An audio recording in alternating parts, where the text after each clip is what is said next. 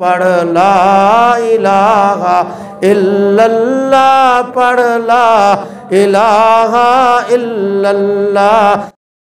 غمگین کے کان میں اذان دینا۔ جو شخص کسی رنج و غم میں مبتلا ہو، اس کے کان میں اذان دینے سے اس کا رنج و غم دور ہوتا ہے۔ حضرت علی رضی اللہ تعالیٰ عنہ فرماتے ہیں کہ رسول اللہ صلی اللہ علیہ وآلہ وسلم نے مجھے غمگین دیکھ کر فرمایا، ابن ابی طالب، میں تمہیں غمگین دیکھ رہا ہوں۔ میں نے کہا جی ہاں۔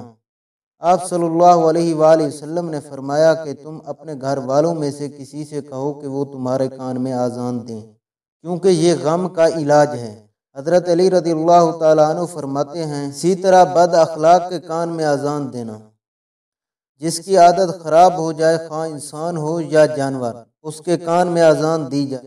حضرت علی رضی اللہ تعالیٰ عنہ سے روایت ہے کہ رسول اکرم صلی اللہ علیہ وآلہ وسلم نے ارشاد فرمایا، جو بد اخلاق ہو جائے، خواہ انسان ہو یا چوپایا، اس کے کان میں اذان دو۔ دعا ہے اللہ تعالیٰ اس پر عمل کرنے کی توفیق عطا فرمائے اور دوسروں تک پہنچانے کی توفیق عطا فرمائے۔ وآخر دعوانا الحمدللہ رب العالمین۔